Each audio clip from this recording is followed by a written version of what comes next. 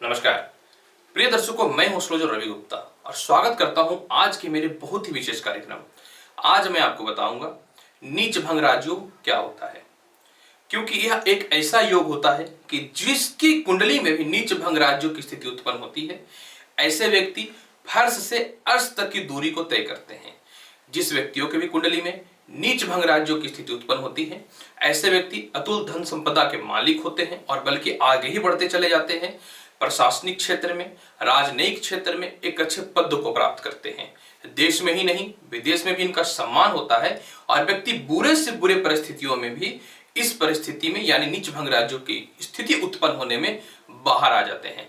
यह वीडियो उन लोगों के लिए बहुत ही सहायक रहेगा जो व्यक्ति एस्ट्रोलॉजी के क्षेत्र में नॉलेज रखते हैं या फिर नए नए चाह रहे हैं कि मुझे कुछ ज्ञान प्राप्त हो, या फिर यह वीडियो उन लोगों के लिए भी कुंडली में बहुत अच्छा है जो व्यक्ति चाहते हैं कि क्या मेरी कुंडली में कौन कौन से अच्छे अच्छे योग हैं मैं देखना चाहूं। आज मैं आपको नीच भंग राजयोग का बहुत सारे उदाहरणों के साथ में समझाऊंगा। ग्रहों की किस युति के कारण, ग्रहों की किस कंडीशन में जो है यह योग बनता है, ये संपूर्ण जानकारी मैं आपको दूंगा। यह जानकारी देने से पहले मैं आपको यह बता देता हूं कि कौन सा ग्रह किस राशि में नीच का होता है, किस राशि में उच्च का होता है। उसके लिए मैंने एक अच्छा सा पैराग्राफ आपके लिए बना रखा है। किस राशि के स्वामी कौन से ग्रह होते हैं यह भी मैंने बना रखा है। आप चाहें तो वीडियो को पॉज करके इसको अच्छे से देख सकते हैं, या फिर किस ग्रह की कौन सी राशियां होती हैं आप इसके माध्यम से बहुत ही आसान तरीके से समझ सकते हैं। क्योंकि यह ग्राफ का होना आपके लिए बहुत जरूरी है, क्योंकि आपको यह ज्ञात होना चाहिए कि कौन सा ग्रह किस राशि में नीच अवस्था में होते हैं और कौन सा ग्रह किस राशि में उच्च अवस्था में होते हैं।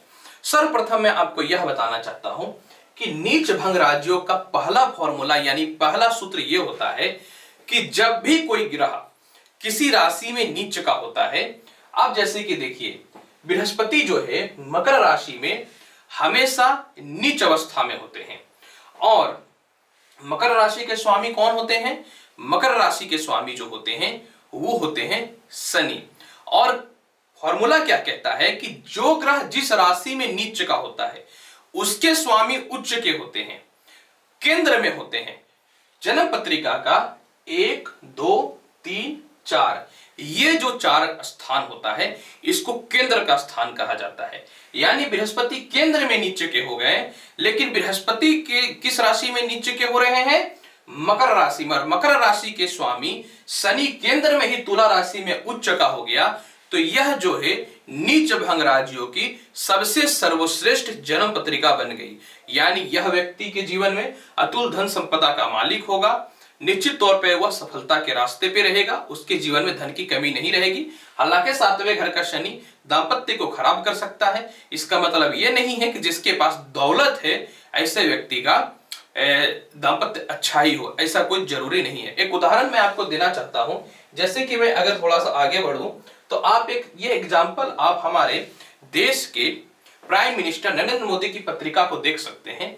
नरेंद्र मोदी की पत्रिका में वृश्चिक लगन की इनकी पत्रिका है और वृश्चिक लगन के स्वामी जो होते हैं मंगल होते हैं, और वृश्चिक राशि में चंद्रमा हमेशा नीच का होता है। तो इनकी जन्म पत्रिका में चंद्रमा लग्न में नीच का बैठा हुआ है, क्योंकि ये वृश्चिक लग्न और वृश्चिक राशि के व्यक्ति हैं। लेकिन इसके साथ में जो है मंगल भी वृश्चिक राशि में बैठा हुआ है, यह भी एक नीच भंग राजयोग की स्थिति को उत्पन्न कर रहा है। हालांकि यह मंगल अगर मकर राशि में रहता तो यह परफेक्ट और प्रभावशाली नीच भंग राजयोग की स्थिति को उत्पन्न करता। अब मैं आपको दूसरी महत्वपूर्ण सूत्र और जानकारी देना चाहता हूं जो आपको समझना चाहिए। यह मैंने उदाहरण के लिए तीसरी जन्म पत्रिका का निर्माण कर लिया। इसमें मैंने 2 योगों के बारे में आपको जानकारी दिया है। सबसे पहला चीज देखिए क्या होता है कि ज्योतिष शास्त्र कहता है नीच भंग राजयोग में कि जो भी ग्रह जिस राशि में नीच का होता है उसके स्वामी अगर केंद्र में विराजमान होते हैं तो भी नीच भंग राजयोग की स्थिति उत्पन्न होती है, व्यक्ति सफल होता है, उसके जीवन में भी सुख समृद्धियां उत्पन्न होती हैं। जैसे कि देखिए मैं आपको सर्वप्रथम एक एग्जांपल देना चाहता हूं, जो ग्रह जिस राशि में नीच अवस्था में होते हैं। अब यहां पे देखिए मैं आपको बताना चाहता हूं कि बुध जो है मीन राशि में नीच के होते हैं। ठीक है, बुध मीन राशि में नीच के होते हैं, लेकिन मीन राशि के स्वामी कौन होते हैं? तो मीन राशि के स्वामी जो होते हैं वो होते हैं बृहस्पति, यानी बृहस्पति केंद्र स्थान में, यानी यहां जैसे बृहस्पति केंद्र स्थान में, यानी यहां पे, यहां पे, यहां पे और यहां पे, ये किसी भी स्थान में अगर विराजमान हो जाए, इसको केंद्र स्थान बोलते हैं, तो ऐसे व्यक्तियों के भी पत्रिका में नीच भंग राज्यों की स्थिति उत्पन्न होती है। दूसरी महत्वपूर्ण जानकारी को भी देखिए, शुक्र जो है कन्या राशि में नीच के होते हैं। जी हां, शुक्र जो है कन्या राशि में नीच के होते हैं। अब कन्या राशि के स्वामी कौन होते हैं? बुध।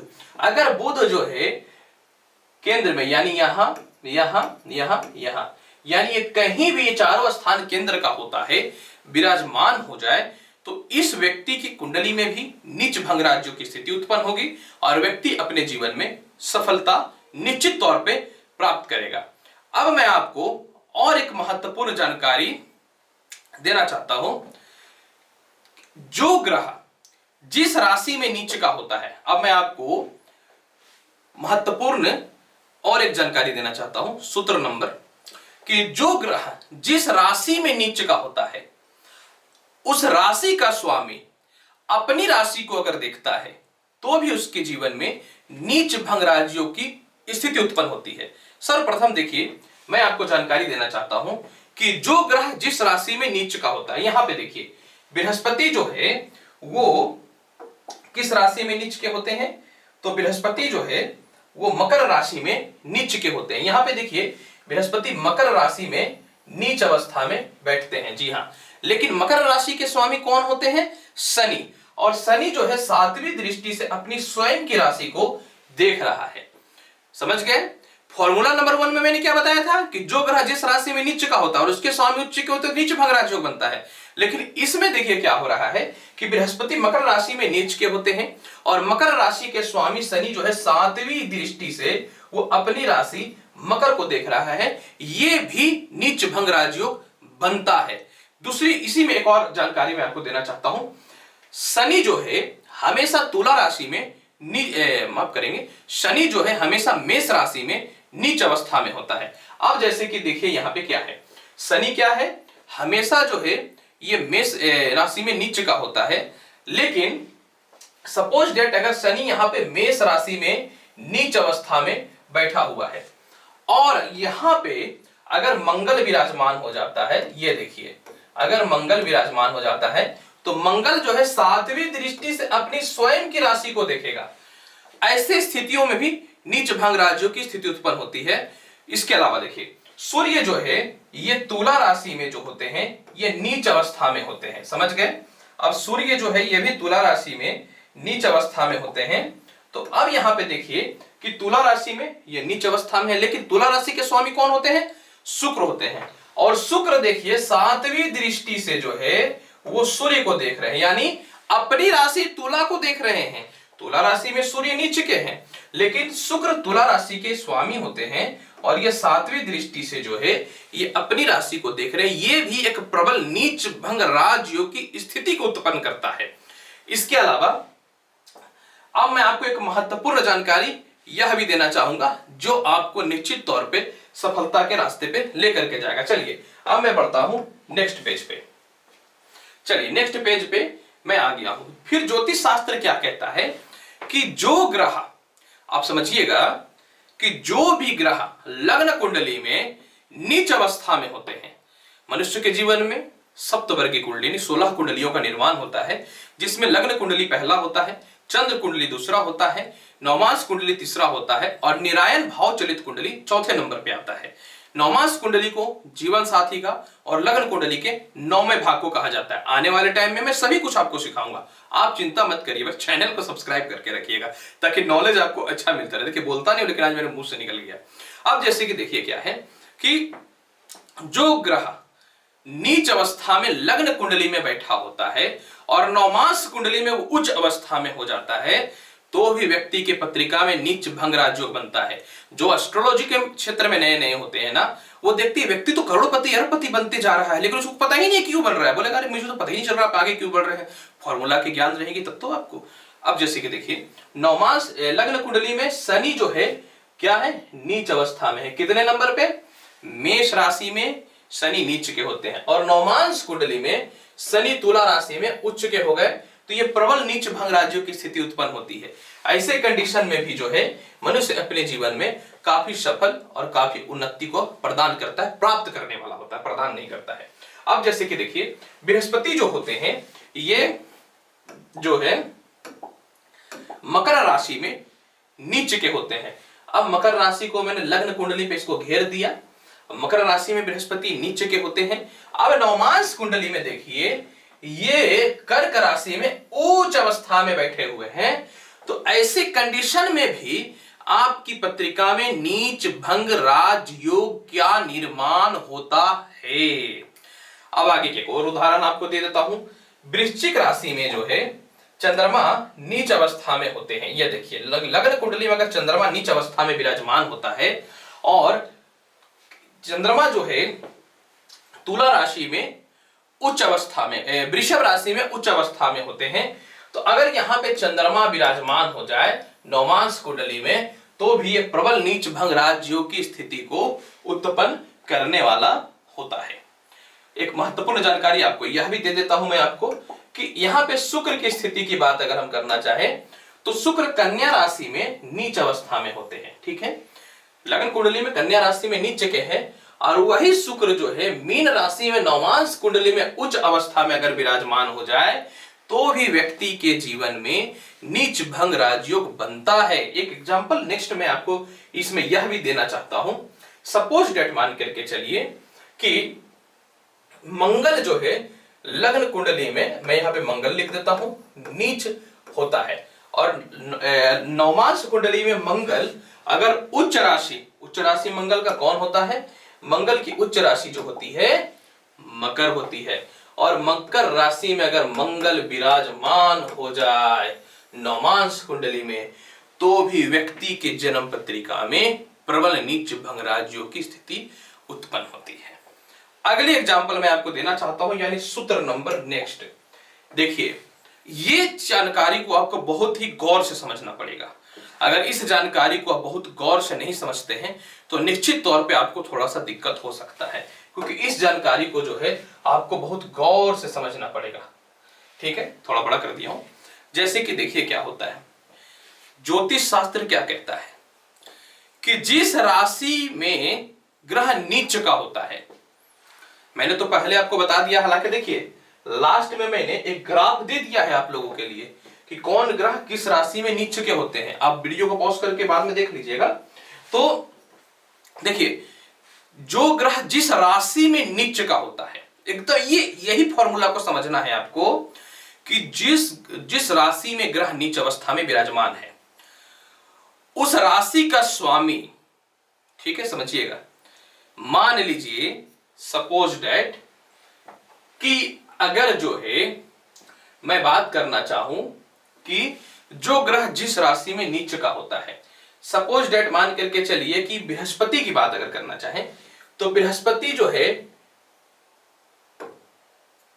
बृहस्पति की बात अगर करना चाहूं तो बृहस्पति जो है मकर राशि में नीच के बैठे हुए हैं। ठीक है, तो क्या कह रहा है ज्योतिष शास्त्र कि जो ग्रह जिस राशि में नीच का होता है, मकर राशि में नीच के हो गए, अब यहां पे कहना है कि उसका स्वामी, समझिएगा, उस राशि का स्वामी अगर केंद्र में होता है, समझिएगा बात को, उस राशि का स्वामी, मकर राशि के स्वामी कौन होते हैं, मकर राशि के स्वामी जो होते हैं वो होते हैं, इसको मैं आपको थोड़ा सा अच्छे से समझा देता हूं ताकि आपको दिक्कत ना हो। रुक जाइए, 9 10 11 12 2 3 4 5 6 7 8। ठीक है, ज्योतिष शास्त्र क्या कहता है कि जैसे कि शनि बृहस्पति मकर राशि में नीच के हो गए, अब मकर राशि के स्वामी शनि की बात करूं तो शनि सपोज दैट बैठा हुआ है बुध की राशि में। जैसे कि देखिए बुध, शनि बैठा हुआ है, कहां बैठा हुआ है, बुध की राशि कन्या में। अब अगर कन्या राशि के स्वामी बुध ये कहीं चारों स्थान केंद्र होता है, जैसे कि ये केंद्र होता है, ये भी केंद्र और ये भी केंद्र होता है। तो अगर जैसे कि देखिए मकर राशि में बृहस्पति नीच का हुआ, मकर राशि के स्वामी शनि कन्या राशि में गए, कन्या राशि के स्वामी बुध अगर केंद्र में विराजमान होता है, जैसे बुध यहां भी बैठ जाए, जैसे कि बुध की बात अगर करना चाहूं, बुध यहां भी बैठ जाए, बुध यहां भी बैठ जाए, बुध यहां भी बैठ जाए और बुध यहां भी बैठ जाए, तो व्यक्ति के जन्म पत्रिका में प्रबल नीच भंगराज योग बनता है। अब मैं आपको बताना चाहता हूं, ये नेक्स्ट पेज जिसको आपको बहुत ध्यान से देखना चाहिए, हर ग्रह किस राशि में नीच का होता है, यह मैंने मैनुअली भी लिख दिया है। जैसे कि सूर्य मेष राशि में होता है, लेकिन अंक मैंने लिख दिया कि किस किस अंक में कौन कौन सा ग्रह नीच के होते हैं, और ये तो मैंने पहले में भी आपको बताया था। तो ये आपको समझनी चाहिए कि कौन सा ग्रह का क्या फल होता है। तो प्रिय दर्शकों, आज मैंने आपको जानकारी दिया कि कौन सा ग्रह किस राशि में नीच का होता है, किस राशि में उच्च का होता है, साथ में नीच भंग राज्यों की स्थिति किस प्रकार से बनती है, संपूर्ण जानकारी मैंने आपको दिया है। उम्मीद करता हूं बताई गई जानकारी से संतुष्ट होंगे। आप मेरे चैनल पर नए हैं, चैनल को लाइक करिए, शेयर करिए, सब्सक्राइब करिए। मैं एस्ट्रोलॉजर रवि गुप्ता अगली वीडियो में महत्वपूर्ण और ज्ञानवर्धक जानकारी के साथ प्रस्तुत हो जाऊंगा। तब तक के लिए नमस्कार, अच्छे से रहिए, धन्यवाद।